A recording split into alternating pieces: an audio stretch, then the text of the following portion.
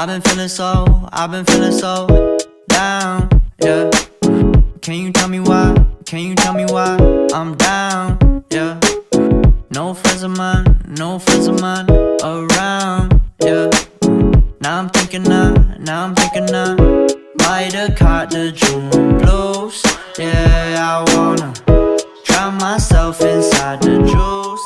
Yeah, you know I keep on running from the truth. Was that not? I'm just a lonely fucking youth. Now when I drive around, don't fill it up. Why it's getting colder when the sun come out? Might just waste away, don't know what life about. Another day go by, don't. Ito yung binili naming Christmas tree yesterday and ayusin ko siya later siguro. Hindi ko pa siya inaalis dyan, hindi ko pa binubuksan. Pero yan, bali 6 feet to guys. And siguro later, samahan nyo lang ako mag-ayos. Kasi hindi naman super dami yung binili kong pang-decorate sa kanya. Actually, ito lahat yon. So, bahala na. Bala ko kasi, hindi ko na siya i-over sa decoration. Since 6 feet lang naman siya, hindi siya super duper taas. And, bala ko yung pinakaharap lang yung may visible yung mga designs. Kasi, lalagyan rin naman siya ng Christmas lights. So, later makikita nyo yan kung anong laman ng mga to. Ayan. So, mamaya ko siya bubuksan and i-aar. For my lunch, guys, initin ko lang tong leftover na chicken from KFC na ulam namin kagabi. Kasi ito na lang yung in-order ko since pagod na kami. Kahapon, lalo na ako. Kaya ngayon, sobrang sama ng pakiramdam ko. Iki-crispy ko lang siya kasi tingnan nyo naman yung balat. Ganyan naman yung chicken ng KFC, di ba? Yung original chicken nila. Na hindi crispy, pero masarap yun. So, iinit ko siya dito. Ayan.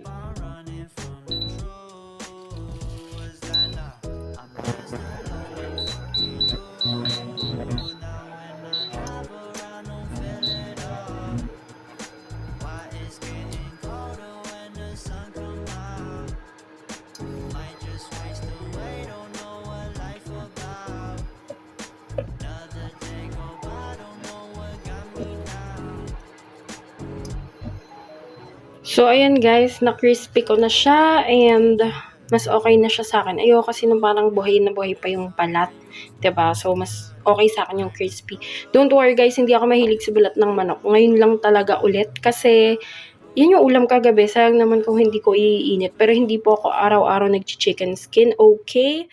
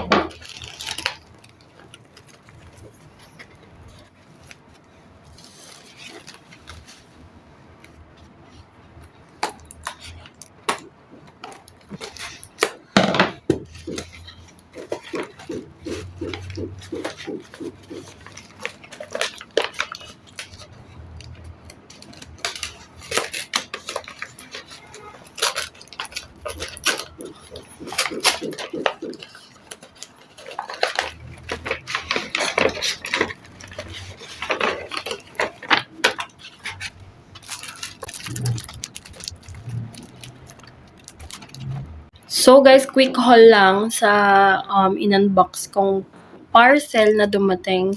Ito yung mga in-order ko from Art Pop from Shopee. Pero meron din silang Instagram which is Art Pop din. So if ever, follow nyo sila sa Instagram and sa Shopee. Super ganda ng mga planner nila, mga stickers, ayan, mga notepad. So, bumili ako nitong listahan ng mga ipon for 2023.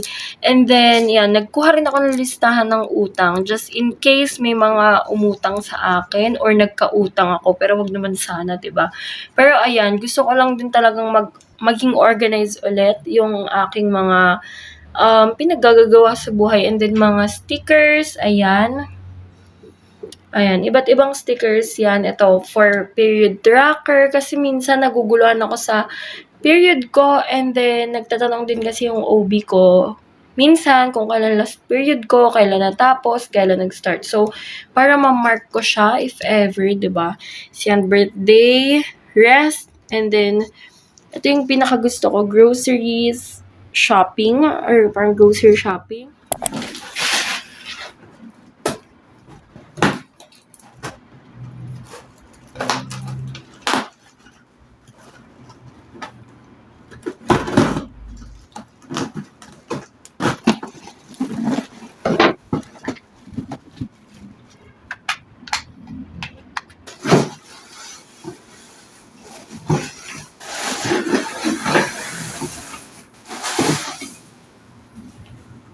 So, natanggal ko na sa box, guys. Akala ko magaan lang to, pero ang bigat niya pala as in.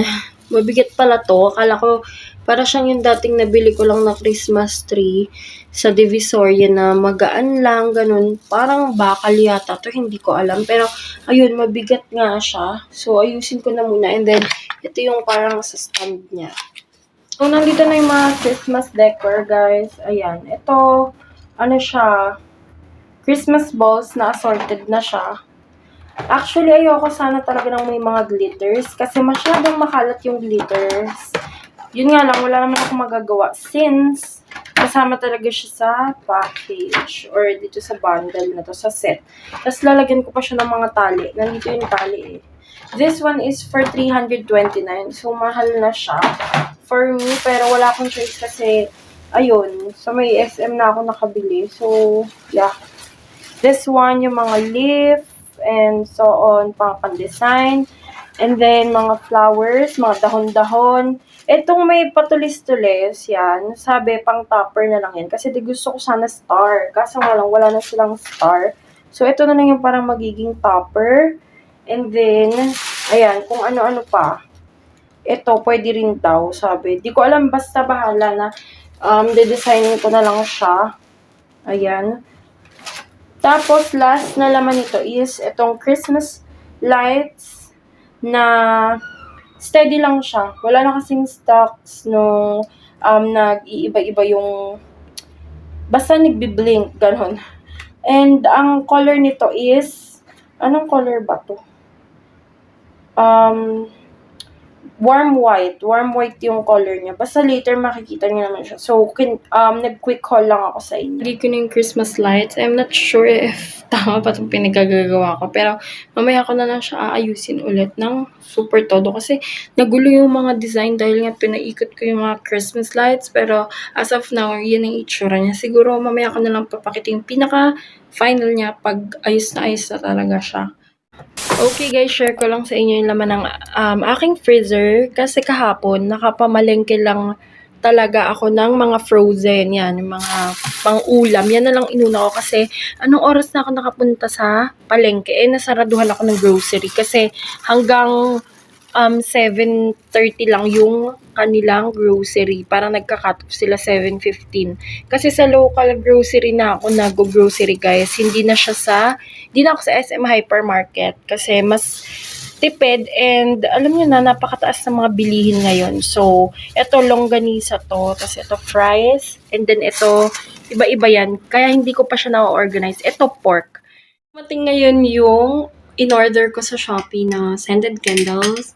Itong dalawang pareho, yung container is lavender and then ito is chamomile ata. Nakalimutan ko. Pero, ayan, if ever interested kayo sa mga scented candles like me, for 50 pesos lang to, may kasama na siyang lalagyan. Ayan, super bango guys, as in. Mas mura pa to kaysa dun sa binibili ko sa SM. Tapos ganito kaganda yung itsura. Tignan nyo naman. Kung gusto nyo bumili, nasa description box yung link mga sis. And then ito, yung non-slip na hanger. So, nasa description box din yung link nito. 10 pieces lang muna kasi binili ko. Kasi nga, titingnan ko if maganda siya. And maganda naman siya. Beige color to. So, if ever want nyong umorder, nasa description box yung link. Click nyo lang yun and then add to cart, checkout. So, Shopee ko to nabili. Pati tong velvet. Yung dinner ko guys, pasensyahan nyo na ako naman kasi kakain. So, ketchup na lang nilagay ko kasi naubos yung mayo ko dito. And then, here's my brownies. Sobra ako nagkikrave ng brownies talaga. kahapon pa. So, umorder ako ngayon, tapos pinadeliver ko na lang siya. Tapos, ayan, may coffee ako dito sa gilid.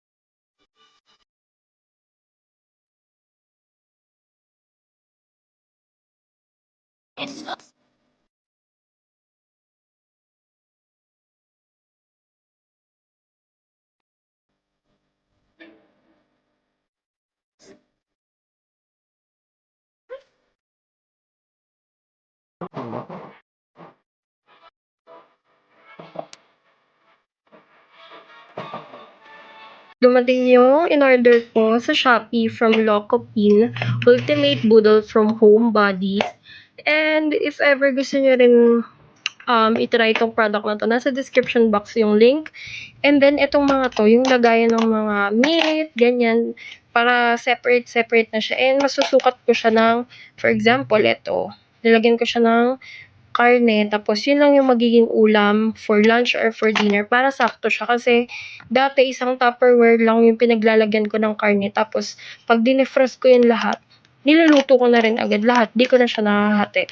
So ito, mapoportion ko yung mga meat. Again, nasa description box yung link ng mga products na to.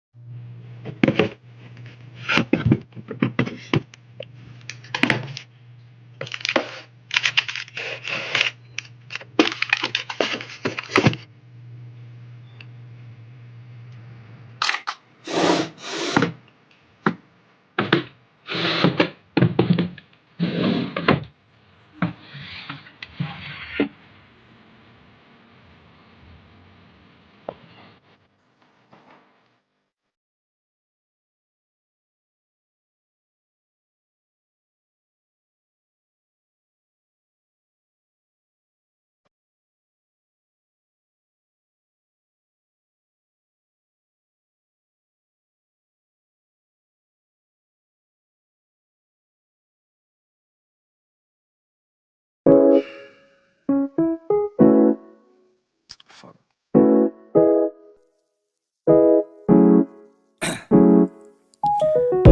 Down, yeah. I've been feeling so down, yeah. Can you tell me why? Can you tell me why I'm down?